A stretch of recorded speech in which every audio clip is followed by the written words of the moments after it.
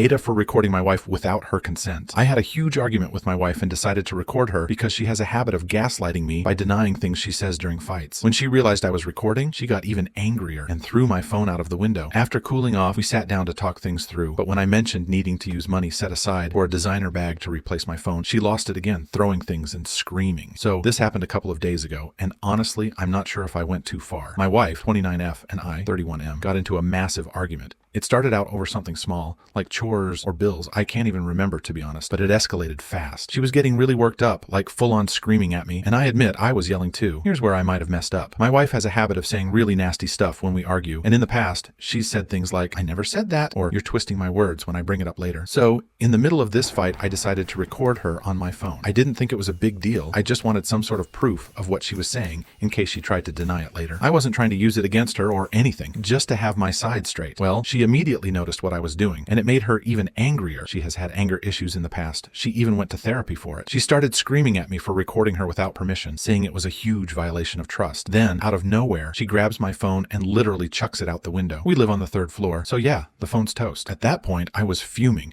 I didn't say anything and just walked out to cool off. I'm out the phone now, and she's acting like I'm the one who crossed the line by recording her. I didn't think it was that big of a deal, especially since she was the one who started making threats and saying some pretty nasty stuff, but now she's saying I'm the AH for betraying her privacy in our own home. Some of my friends think I was justified because no one should be saying things they're afraid to be held accountable for. But others think recording your spouse during an argument is a huge red flag, and I shouldn't have done it no matter what. So AITA for recording her during our fight, even though it led to her throwing my phone out the window? Should I have just let it go? Edit. So just to clear a few things, the reason I tried recording our conversation was so that wouldn't gaslight me later on. That was it. Update. I didn't think I'd be writing this so soon, but here we are. After everything that happened with the phone incident, I figured it was time to have an actual conversation with my wife and see if we could settle things like adults. I got home, and surprisingly, she was acting calm, like she actually wanted to talk. I thought maybe this is finally going to be different. We sat down and I started explaining where I was coming from. She was nodding along, not yelling or interrupting, which was already a huge improvement. I actually felt hopeful for a minute. Things were going all right until I mentioned that I wouldn't be able to buy her that designer bag she's been hinting about for months. The thing is, after she destroyed my phone,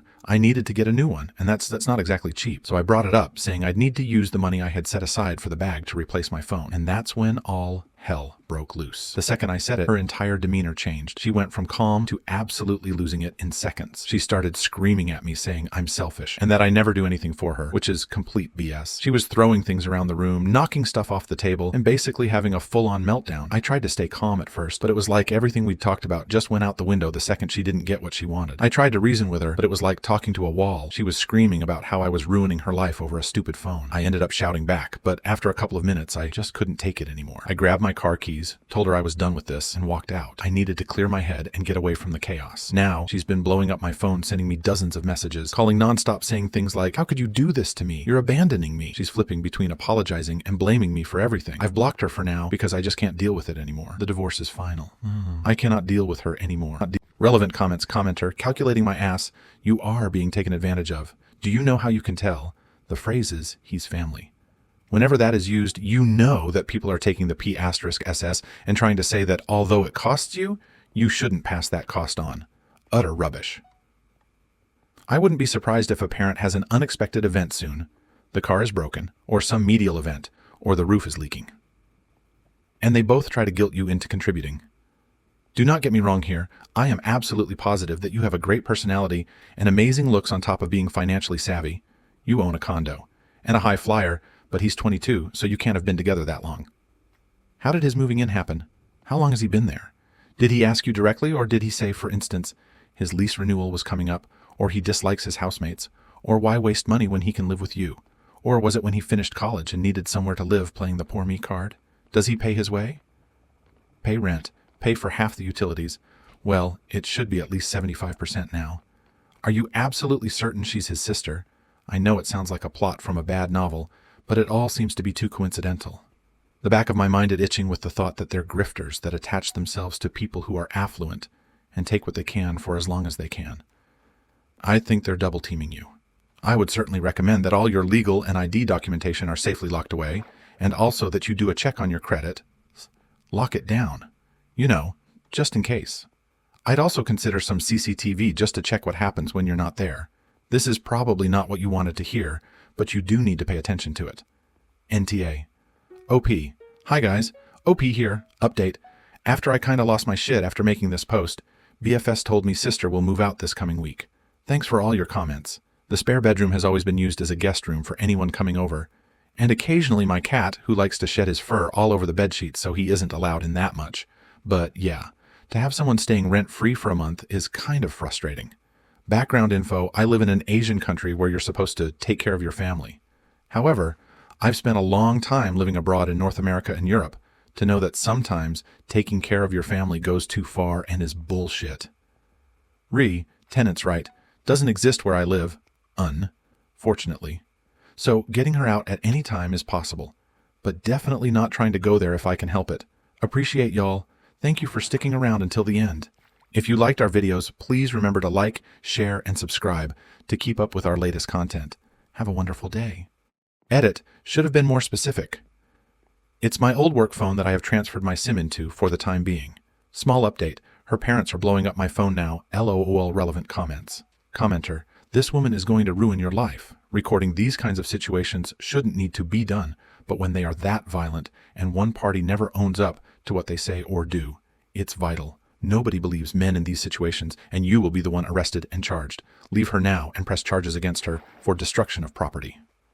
Commenter, if you have to gather evidence to protect yourself, you are in an unsafe relationship. That is all. Commenter, I'm a narcissist. I know this. I go to therapy for it.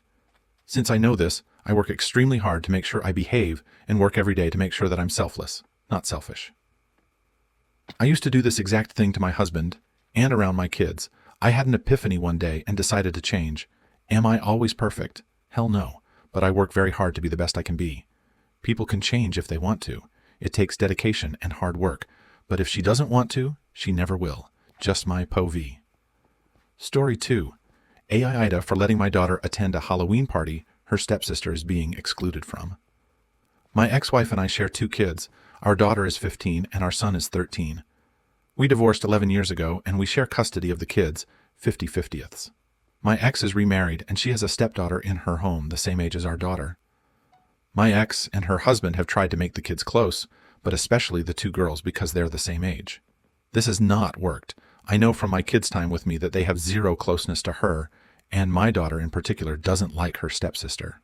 From speaking to my ex about issues in the past, I know her stepdaughter has trouble with other kids liking her, and she gets excluded by them more frequently than she's included by others. This was something my ex wanted me to address with our kids before. My daughter and her best friend were invited to a Halloween party. This year, the kids are with me for Halloween, so she asked me for permission to go. I spoke to the hosting parent, and I felt like it was safe for my daughter to go under the circumstances. My ex discovered I have given our daughter permission to go, and she was furious. She asked why I hadn't offered to take her stepdaughter to begin with, because she learned I was dropping the girls off and picking them up. Then she mentioned her stepdaughter was excluded from the party, and that every other kid in their grade is included. She felt that this meant our daughter should not be attending either in support of her stepsister. She tried to forbid me from allowing our daughter to go. I told her it wasn't a decision she could make. She argued that I should be encouraging a supportive sibling dynamic between the girls and that it seems like our kids only support each other and not their stepsister, who they've known for more than half their lives. My ex told me I'll be a real asshole to a 15-year-old girl if I let our daughter go to this party. AITA? Relevant comments. Commenter, NTA. Your daughter is her own person. If she wants to go to a party, has your permission, and you are her guardian for that period, then you are in the right to allow her to go there. You aren't encouraging any bullying or discrimination of your ex's stepdaughter, and you certainly wouldn't be encouraging any supportive sibling dynamics between the girls by punishing your daughter by not allowing her to go. OP, my only concern with the party was would it be a safe space?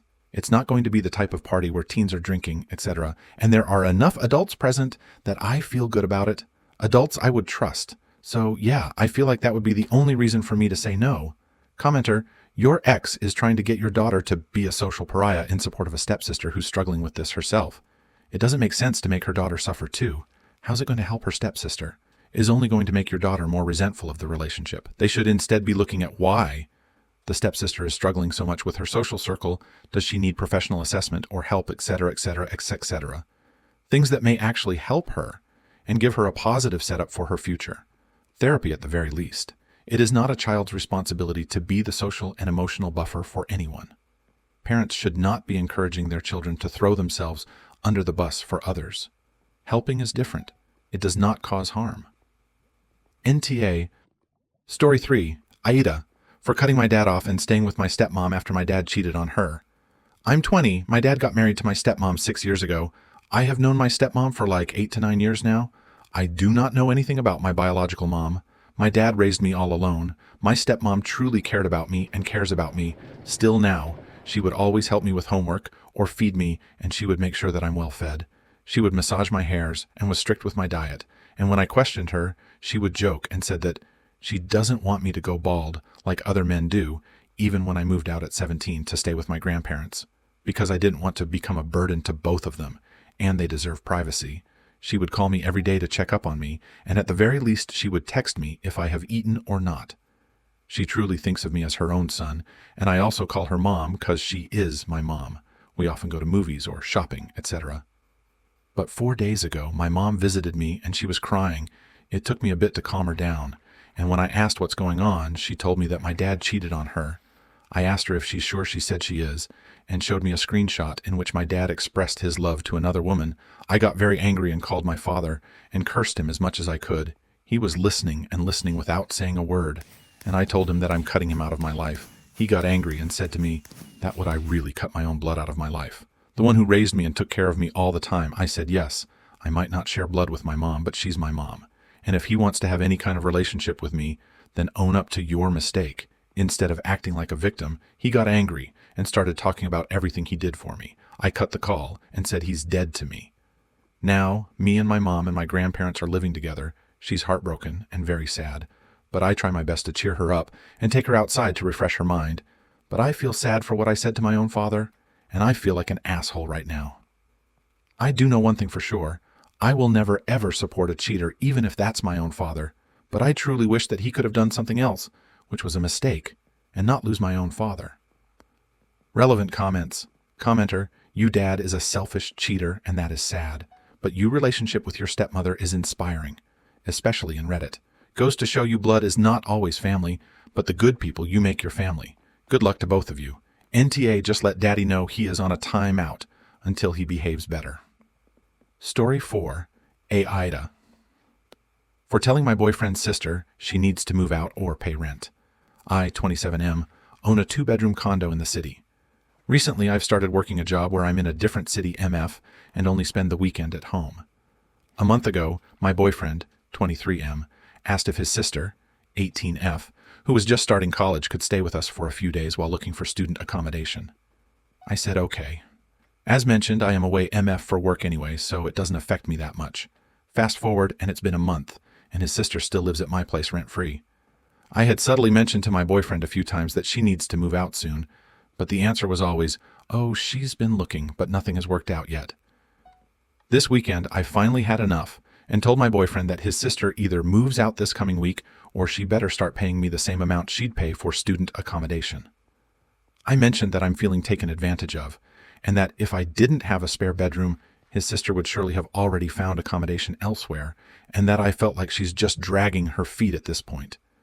He said she's family too, and I'm too calculating. Tell DR, AITA, for demanding that my boyfriend's sister, who has lived at my place for a month rent-free while looking for student accommodation, she needs to move out or start paying rent.